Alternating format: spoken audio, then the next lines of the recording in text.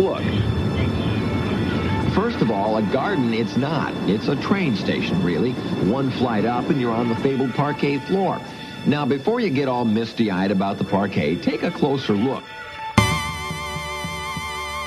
All right, everybody, let's try this again. This is the Banners broadcast, the official podcast of CelticsBlog.com, coming to you all the way from the center of the basketball world right now. I am Bobby Manning, your host every week here, Wednesdays on Celtics Blog and CLNS Radio, featuring a rotating cast of our great, skilled, exceptional writers over at Celtics Blog. First week we had Jeff Clark and Jared Weiss. Today it's Mr. Sean Penney. He's one of our writers over at Celtics Blog, as well as a writer over at Bo Sox Injection covering the Red Sox. So he's got two sides of Boston covered.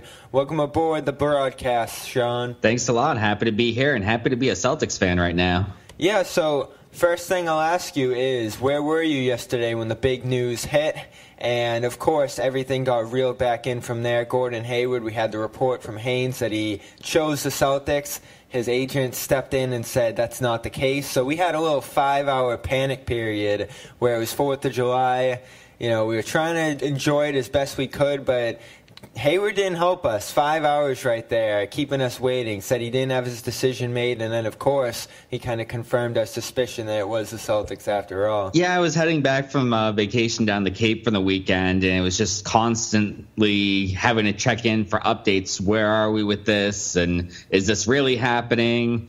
We had all been waiting for the 4th of July fireworks, and it kind of seemed for a little while that maybe we shot the fireworks off a little prematurely. It all worked out in the end, and it was just a little bit of a timing issue with some information that leaked out a little too early and kind of caused Hayward's camp to be a little ticked off by that.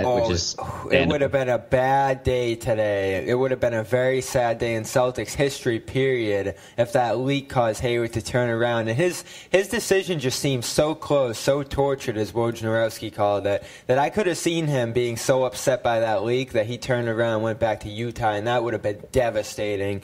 But he's here, and we have interesting news now. Ever since, of course, they need to shed a little bit of salary to squeeze his contract in here. He's going to be making $27 million next year, $128 million over the length of the 4 years. But they got to shed some salary. They got to get up to that amount to pay him that max contract. And according to reports, they're shopping Jae Crowder, Avery Bradley, as well as Marcus Smart to see who they could get the most for. And according to Woj right now, it sounds like Jae Crowder might be the guy to go. Jae Crowder might be heading over to Utah. This is my question right now. Ever since Hayward, the whole Hayward discussion began after that game against the Jazz, all the Celtics fans wanted him, of course. It just started this fire within Jae Crowder. Do you think the Crowder situation at this point is just irreparable, and he just feels so damaged by the signing that they almost have to send him out? I think he's probably the most likely candidate, just in terms of his minutes are probably going to be affected the most by Hayward's arrival, as well as Jaylen Brown and Tatum needing minutes as well. So you can see how his role could be reduced, and that's why he's upset and got upset when Celtics fans were cheering for Gordon Hayward when he came to Boston last season. So from that perspective, you can see it. But he's also one of the best value contracts in the league. So they're not just going to dump him just to get rid of his salary and clear space. They're not sending him to Utah on a sign and trade that gets nothing else back. And that's kind of what's being floated around out there right now, is if we're just going to do Utah this huge favor and say, here's Jae Crowder for free just because we feel bad that we stole your best player. That's not going to happen. Well, when it comes to the cap, you got to keep an eye on Ryan Bernardoni, and he's suggesting right now that it could be Hayward, Rodney Hood, Dante Exum for Crowder and Rozier. That seems a little excessive from Utah's end, but who knows? Maybe they like Crowder, maybe they like that contract. If they could get even more pieces out of this and end up shipping Crowder over there, that's going to ease the damage of Crowder leaving for me, because I am a big Crowder guy. I love him. But we'll get to that debate at the end of the show in our roundtable. What we're going to talk about right now is the Summer League. You know, we got baseball floating around. We got not much else besides that. So I've been watching a lot of Summer League, especially the Celtics. And Gotta say, what a great job the NBA has done. No other league really has this, where after the excitement of the draft, the hype of these big prospects, you get to see these guys literally 2 weeks after they get drafted by the teams. We have Jason Tatum out there. We got Jaylen Brown back on the court. Ante Zizek's finally over here. We'd even have Yabusele if it wasn't for his surgery. You told me you haven't watched a lot, but what's kind of your biggest takeaway out of these first 2 Summer League games the Celtics have played? Well, I got to catch a little bit of the second half tonight because the Red Sox were in a rain delay. So I saw, unfortunately, they fell to the Spurs tonight, which is something that a lot of teams get used to in this league. But it's still fun to see the young guys out there. This is the Summer League's our first chance to see guys like Tatum in a Celtics uniform, and he's played great so far. I think he had 19 points tonight. 23. 23. Okay. And he threw down a couple of nice dunks. It's just exciting to be able to see these young guys get out there. And as far as the win-loss result, I don't put any stock in that, just like I don't put any stock in the preseason games. But it's just exciting for the fans to be able to see these guys in game action, get some of the younger guys that are really going to be the core of the future, some reps together just to build some chemistry. No doubt. I love what Jason Tatum has brought. I've been big on Tatum since the day he came here. And what he's showing us, of course, in the Summer League isn't indicative of what he's going to do in the regular season once he's going against those better lineups, more tight rotations, better players overall. You can just say it like that.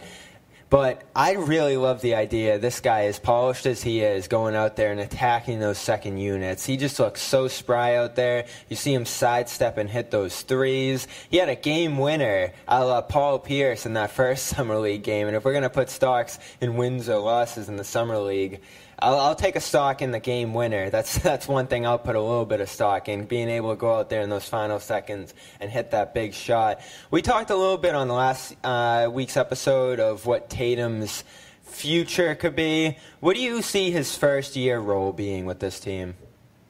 Well, I think the biggest takeaway we can see from Summer League is just how comfortable he is out there and his ability to score in a variety of different ways. And it's not something you can just throw him in the starting lineup against the best guys in the league and have him do that. But coming in a more of a limited role to start out, kind of like Brown did last year, having him play against opposing bench units, he's a guy that you can turn to get some baskets for you off the bench when your stars are resting. And I think that's a part of his game that it can adapt relatively quickly at the NBA level.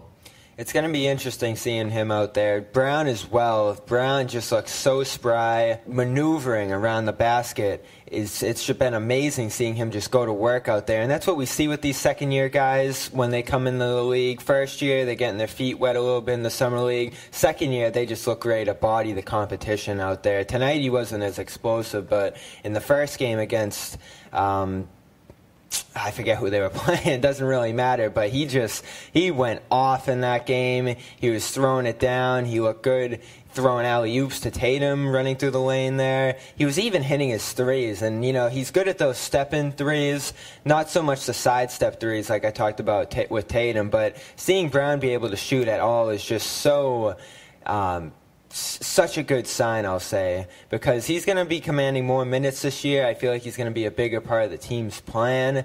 It just feels like they're really trying to push these young guys out there. What are you expecting from Brown? What do you want to see him improve upon in his year two?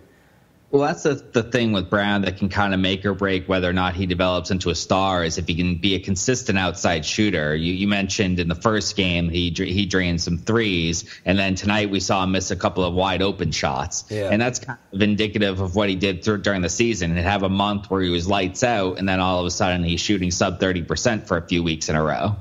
So getting a bit more consistency with that, especially when he's playing with a lot more star power around him, he's going to get open looks, and he needs to be able to prove that he can consistently knock those down, and at least enough so that opposing defenses have to respect it.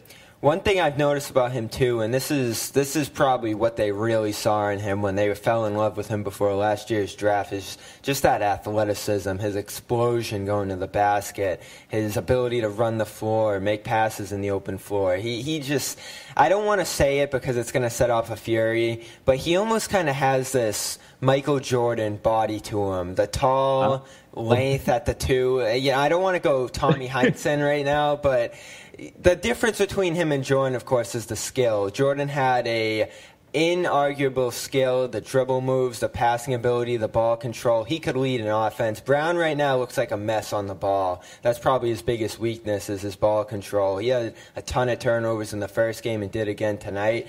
But his athleticism, his body, there are some shades of, I kind of want to find a better, more comparable player than Jordan because there's never going to be another Michael Jordan.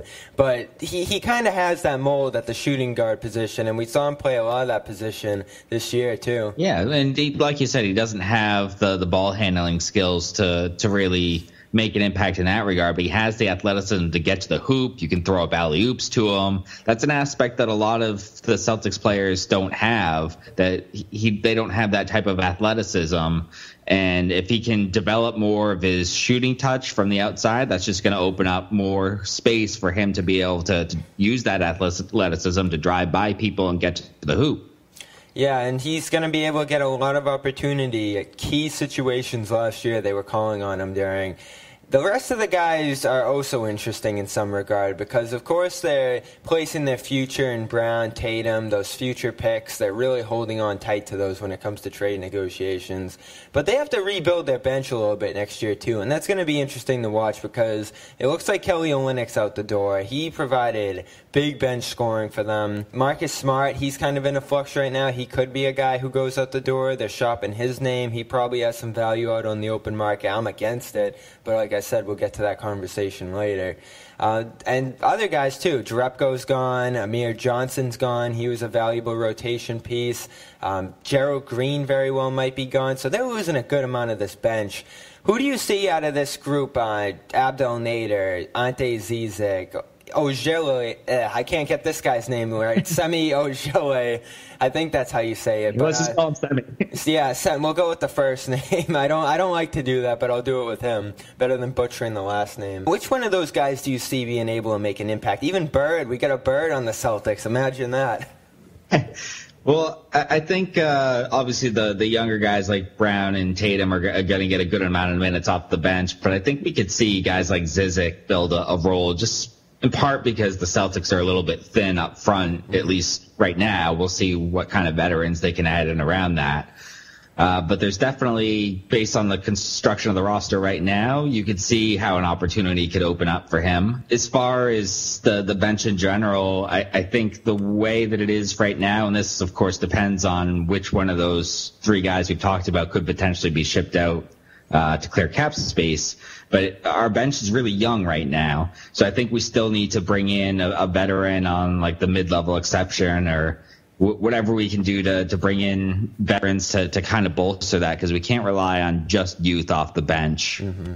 I'm still trying to figure out what exactly that mid-level exception number is. I think it depends on what their final salary number is going to be, is what they can bring a guy in for that. I think it's probably going to range from about $4 million to $8 million, somewhere in that range. I think you probably could pull Gerald Green back in for a number like that on a one-year deal, but they definitely do need one guy to come back and be that veteran presence. Abdel Nader excites me a lot, and he's excited me, a lot of Celtics fans, with this summer league play these last 2 years. You can't really put a ton of stock in that, nor can you put a ton of stock in his D-League Rookie of the Year announcement, but just watching what he does out there on the court, I like it a lot. He's always got his head down, charging toward the basket. He's got a nice left-hand finish. His touch in general around the paint area looks really good. I think he's going to be a little one-dimensional offensively. I don't think he brings a lot of defense to the table, but that offense, I think he's that kind of guy who can bring you maybe 8 to 12 on a good night off the bench, which isn't a bad thing ever. He could essentially be Gerald Green's replacement then. Except the three-point shooting. I don't love his three-point stroke, but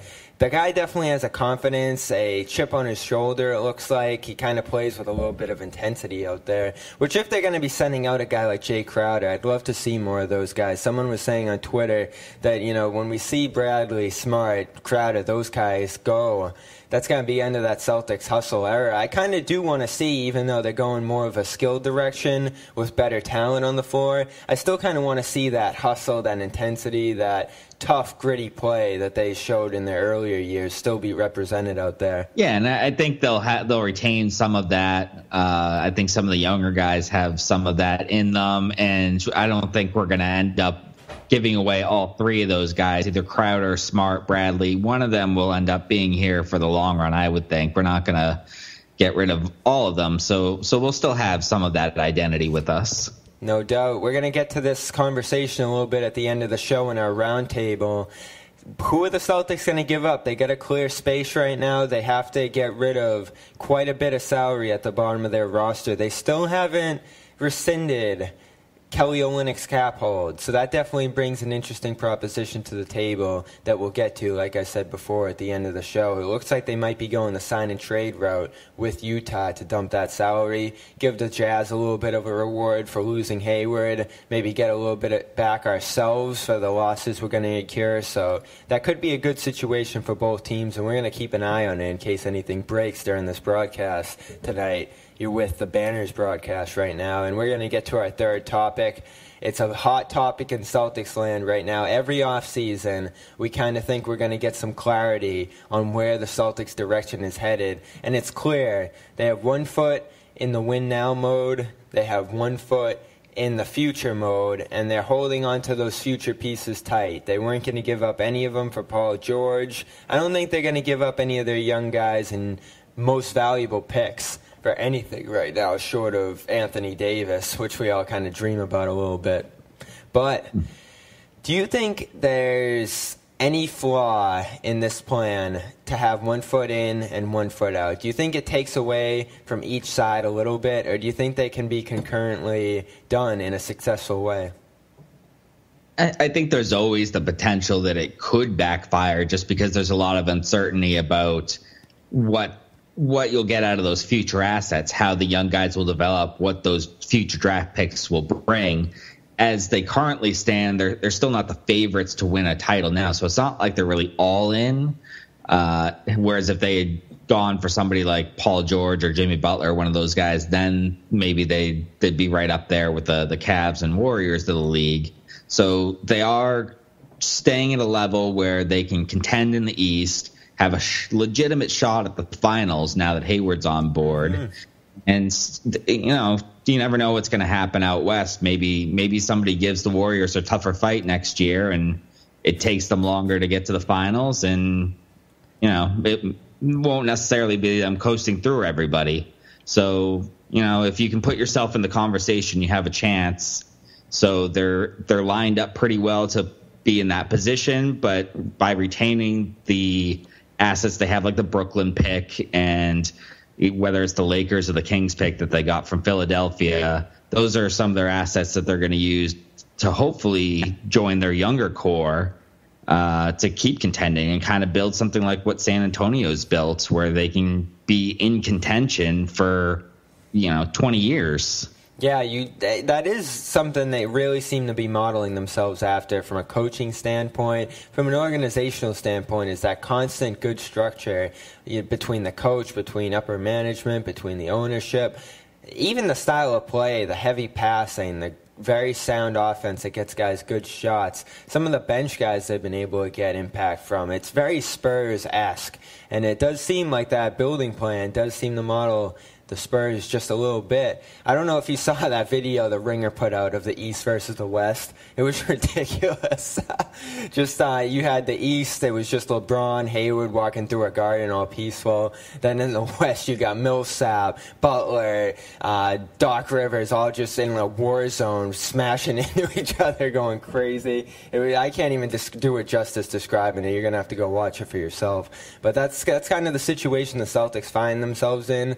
They've bought themselves a little bit of good fortune being in the East, because if they were in the West right now, they might very well be in that full-scale rebuild mode. But in the East, they've been able to put themselves at the top level of competition. I think Hayward, the big thing Hayward does is separate them from that middle pack they were in with the Raptors, with the Wizards, those kind of teams. Before we get to our roundtable, what is the exact impact of Hayward's arrival going to be, do you think? I know one of their biggest issues overall was shot making. The numbers show that against Cleveland, if they hit more shots they would have been in better contention in that series. They bought themselves a bunch of open shots with their passing, but they just couldn't hit them when they got there. Is it going to be as simple as Hayward can just hit more shots than some of these other guys could? I think that's part of it, but there's a lot more that Hayward brings to the table than that. He's a great spot-up shooter that can hit 40% or so from three-point range, so playing off the ball next to Isaiah,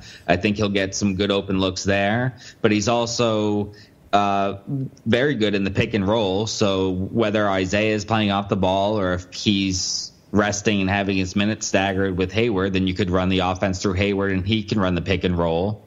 He's also, I read something that said that Hayward was one of the best in the league in transition points. And that's something you never would have guessed because Utah wasn't a transition team. They were the slowest paced team by far. That's a good sign.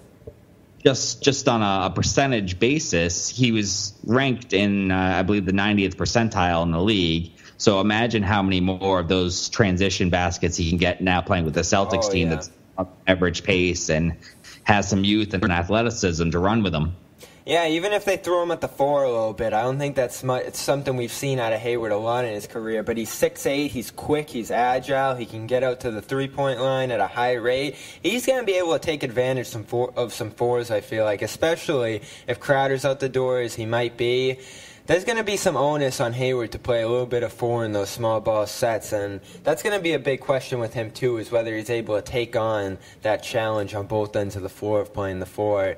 At the 3, we know he's going to get his. That's where he's been successful his whole career. My big question with Hayward is, like you said, Utah played that slow, mellowed down, almost old school system with Hill, with Gobert, with those guys out there. Just a very old school style of game, very slow.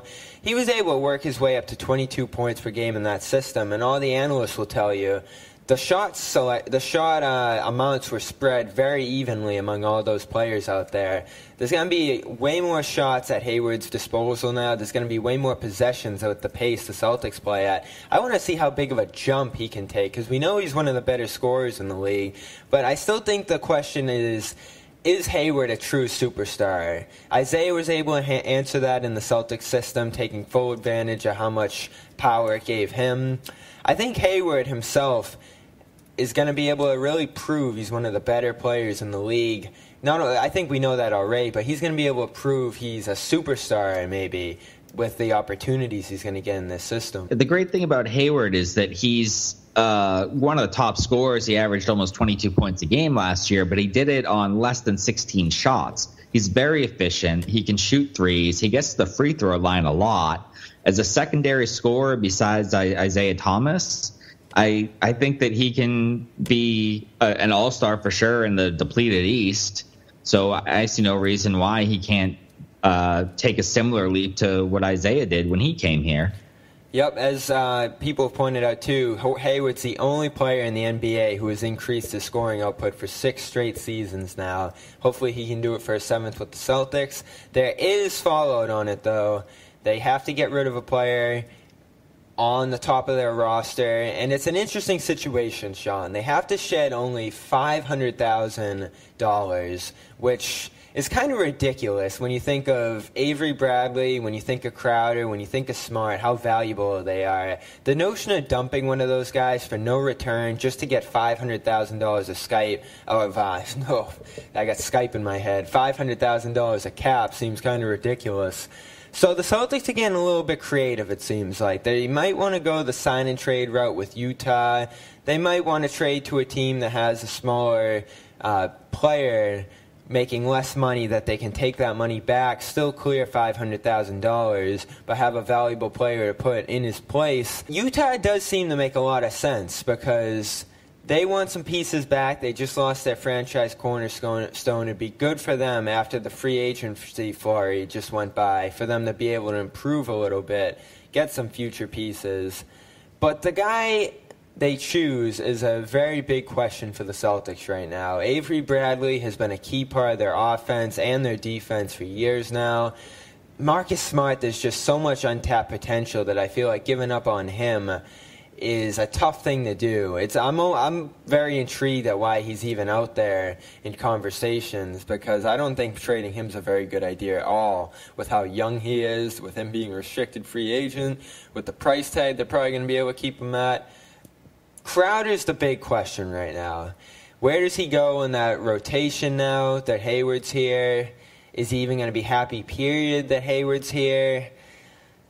Like I asked you already if Crowder might be that guy at the beginning of the show, but does Crowder make the most sense just strictly from the standpoint that he has a lot of years left on his deal and that might be appealing to a team like Utah? Is there anything in particular on Utah that you'd like to see the Celtics get back? Well, I think Crowder makes sense as a candidate to trade only because of how he'll react to having his role changed, but I don't think that he's a guy that you trade just because of that if you're not going to get fair value in return. He's got one of the best value contracts in the league, and I think some team, not necessarily Utah, would give up something of value to get a player like Crowder. So there's no reason to send Crowder to Utah just for a mediocre return when we could shop him around the league and get something much better than what Utah can offer.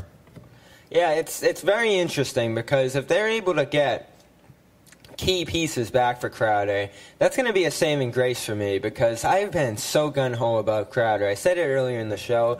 I almost feel like he's been disrespected in a Celtics uniform, and I don't mean to get all sanctimonious about it. I don't like to do that, but he has been a very good player here. Even Himmelsbach pointed out some of his stat lines last year were better than Hayward's. He shot a higher percentage from three. They may be open shots, but what more can you ask of a guy than to knock down those open shots? He's played for a ton when that's a very bruising position to throw a small forward into. He did it all through the postseason. He battled back early from several injuries. I still remember that first game I ever saw him play in a Celtics uniform. I didn't know who he was after they gone back from the Rondo trade. I don't think many people did.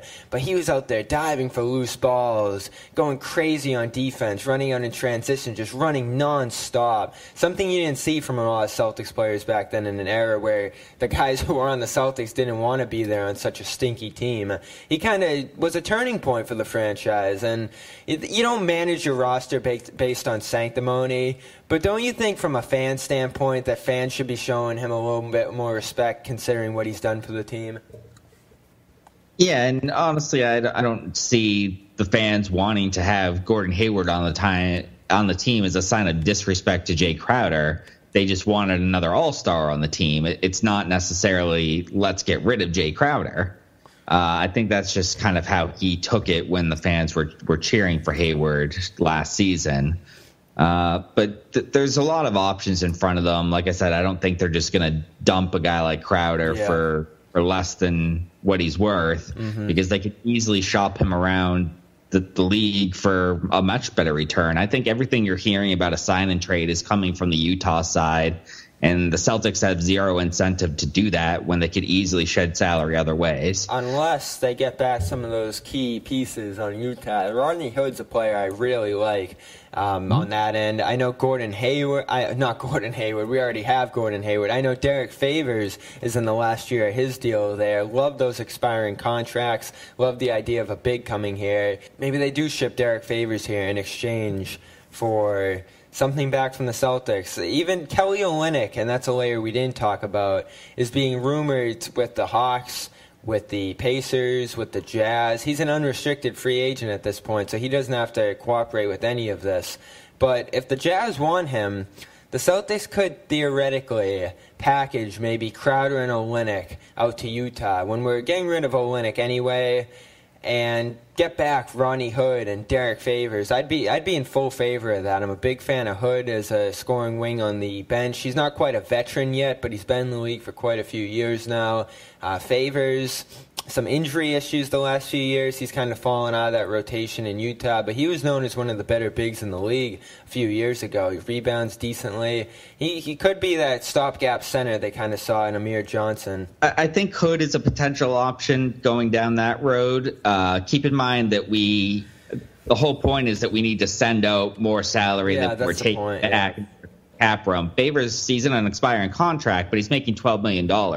He costs more than any of the guys that we're talking about giving up. So it has it negates the purpose of what we're trying to do to clear the cap room to get. In that scenario, you probably have to trade multiple players out to Utah. Maybe the fact that you're getting Hood back could send Avery Bradley out there as well. Maybe you ship 2 of those 3 guys we're talking about out to get a greater total return. And Kevin O'Connor talked about this morning too, is that notion that if you package several of these guys, you could actually make this a good return for Boston. And like you've talked about many times now, you don't want this to just be a dump. The idea of dumping Avery Bradley for nothing, dumping Jae Crowder for nothing, makes us all sick as Celtics fans, but it definitely makes Danny Ainge even more sick as an asset-obsessed man like he is. He's definitely trying to get creative behind the scenes out there. What do you ultimately think the resolution's going to be? Which one of those 3 guys will be gone, or will it be multiple guys in a bigger trade?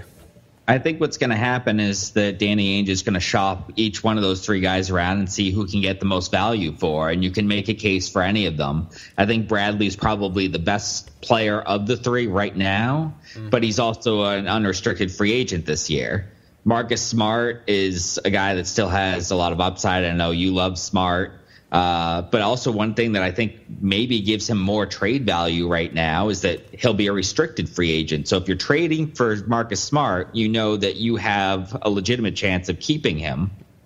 Yeah, no doubt. And the thing about Smart, too, is he's another one of those ball handlers for the team. Jae Crowder, not so much. Avery Bradley, definitely not so much. We remember back in the day, Doc Rivers was trying to turn him into a full-scale ball handler, and that was a disaster. One of the more disastrous stretches in Bradley's career probably was that little point guard experiment they did with him.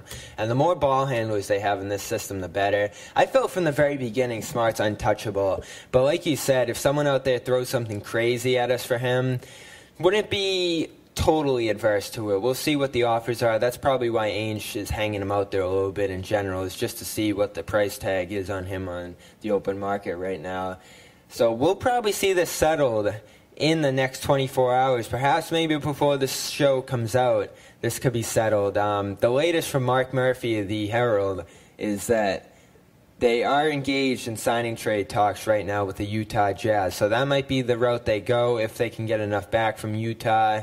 And we'll take it from there next week. We'll see who's with us here on this next show. We'll break down all those moves when we have a little more clarity on who the Celtics roster is. And before we go, I got to tell you about a cool feature of the Banners broadcast that you don't have on any other Celtics show on the internet. We have a voicemail number for you on this show. So you can call us all week long before next week's show, which we record on Tuesday.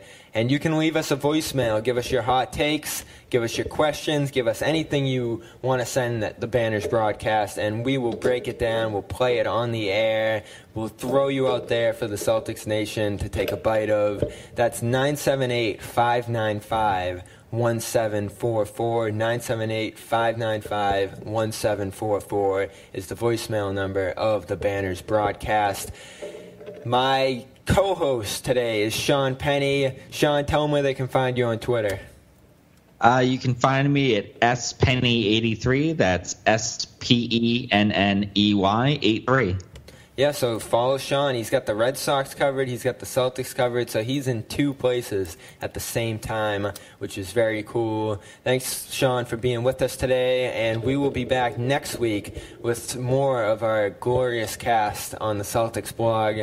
Hopefully maybe 2 names we can get out there and do another big roundtable next week. Sean saved us tonight, so shout out to him. We'll see you next week, guys. Peace. Thanks a lot. Reunion Arena in Dallas, where the Mavs and Lakers are playing tonight, was built in 1980. Now, you couldn't ask for a better facility. It's easily accessible, has all the comforts of a theater, and there isn't a bad seat in the house. But for some reason, there are those who prefer the Boston Garden, mostly those who wear Celtic green. What is so special about the Boston Garden other than the fact that it's 1,000 years old? Let's take a look. First of all, a garden it's not. It's a train station, really. 1 flight up and you're on the fabled parquet floor. Now, before you get all misty-eyed about the parquet, take a closer look.